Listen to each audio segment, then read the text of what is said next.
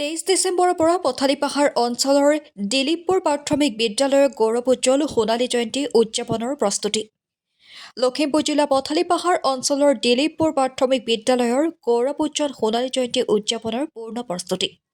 অহা 23, 24 আৰু 25 ডিচেম্বৰত তিনিদিনীয়া বৰ্ণাঢ্য কাৰ্যসূচীৰে আয়োজন কৰা গৌৰৱোজ্জ্বল সোণালী জয়ন্তী ভাগৰ মূল সভাখনত মুখ্য অতিথি হিচাপে উপস্থিত থাকিব শিক্ষামন্ত্ৰী ডক্টৰ ৰণোজ পেগু আৰু বিধায়ক ডক্টৰ অমিয় কুমাৰ ভূঞা।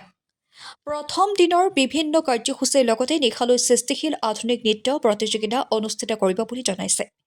দ্বিতীয় দিনৰ কাৰ্যসূচীত প্ৰাক্তন ছাত্ৰ সন্মিলন, বিশেষ সম্বৰ্ধনা অনুষ্ঠান, অৱসৰপ্ৰাপ্ত বৰ্তমান শিক্ষাগুৰু, প্ৰাক্তন সতীৰ্থ, সাংবাদিকসকলক সম্বৰ্ধনা জনাব।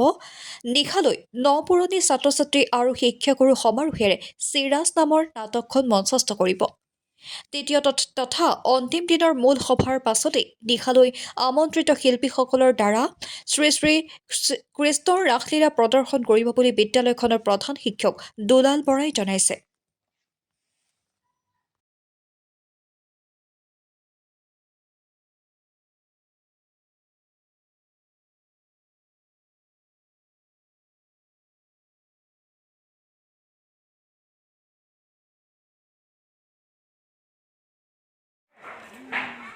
কাৰ্যসূচী কেইদিনীয়া লৈছে?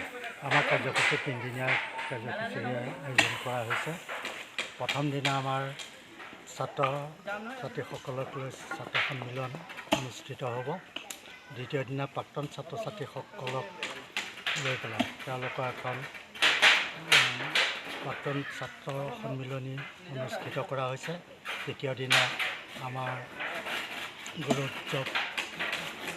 গৌৰৱোজ্জ্বল সোণালী জয়ন্তী 2025 তাৰিখে উদযাপন কৰা এটা সিদ্ধান্ত লৈছে। আমাৰ এই অনুষ্ঠান ভাগিলে অসমৰ মাননীয় শিক্ষামন্ত্ৰী মহোদয়ক আমি আমন্ত্ৰণ জনাইছিলোঁ।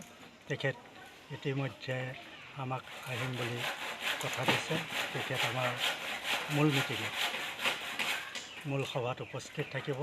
সেয়া আমাৰ সমূহ ৰাইজ, গাঁৱৰ এই অঞ্চলৰ যুৱক যুৱতী সমূহ ৰাইজ একত্ৰিত হৈ প্ৰাক্তন ছাত্ৰ ছাত্ৰী সকলোৰে সহযোগত আমি এই সোণালী বৰ্ষ ভাগি উদযাপন কৰিবলৈ আয়োজন কৰিছোঁ।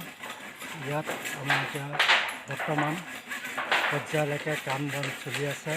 গাঁৱৰ ৰাইজে যথেষ্ট কাম বন আগবঢ়াই আছে আৰু অহাকালিৰ পৰা আমাৰ সোণালী জয়ন্তী আৰম্ভণি হ'ব। এই ক্ষেত্ৰত আমাৰ প্ৰাক্তন ছাত্ৰ ছাত্ৰীসকল, অভিভাৱকসকল, ৰাইজ সকলো মিলিত হৈ আমি কাইলৈৰ পৰা তিনিদিনীয়া কাৰ্যসূচীৰে সোণালী জয়ন্তী ভাগ উদযাপন কৰিবলৈ সিদ্ধান্ত গ্ৰহণ।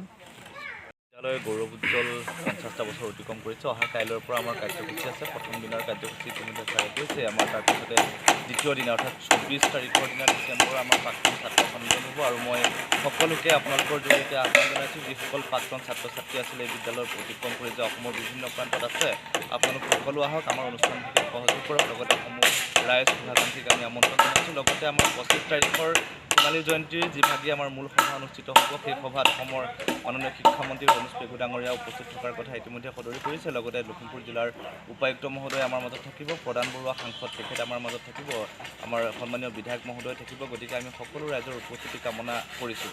লগতে আমাৰ অহাকালিলৈ সন্ধ্যা ভাগত আমি জিলাভিত্তিক এখনি সৃষ্টিশীল নৃত্য প্ৰতিযোগিতাৰ আয়োজন কৰিছোঁ। গতিকে মই সমূহ নৃত্যশিল্পীক আপোনালোকৰ জৰিয়তে আমন্ত্ৰণ জনাইছোঁ, সকলো আহক, আমাৰ এই নৃত্য প্ৰতিযোগিতাখনিত অংশগ্ৰহণ কৰক। সন্ধ্যা 6 বজাৰ পৰা আমাৰ সেই নৃত্য প্ৰতিযোগিতাখনি অনুষ্ঠিত হ'ব। লগতে আমাৰ 24 ডিচেম্বৰৰ নিশাৰ ভাগলৈ আমাৰ যিসকল প্ৰাক্তন ছাত্ৰ ছাত্ৰী, বৰ্তমানৰ ছাত্ৰ ছাত্ৰী সকলোৱে মিলি পেলাই এখনি নাটক চিৰাজ, যিখনি সামাজিক নাটকভাগে আমি প্ৰদৰ্শন কৰিম। তাতো আমি সকলো ৰাইজৰ উপস্থিতি কামনা কৰিছোঁ। লগতে 25 ডিচেম্বৰৰ নিশাৰ ভাগলৈ আমাৰ মুকলিকৈ ইয়াতে শ্ৰীকৃষ্ণৰ ৰাসলীলা অনুষ্ঠান আমি অনুষ্ঠিত কৰিছোঁ। গতিকে সমূহ ৰাইজৰ আমি একান্তই উপস্থিতি লগতে আমাৰ সহযোগিতা কামনা কৰিছোঁ আপোনালোকৰ জৰিয়তে।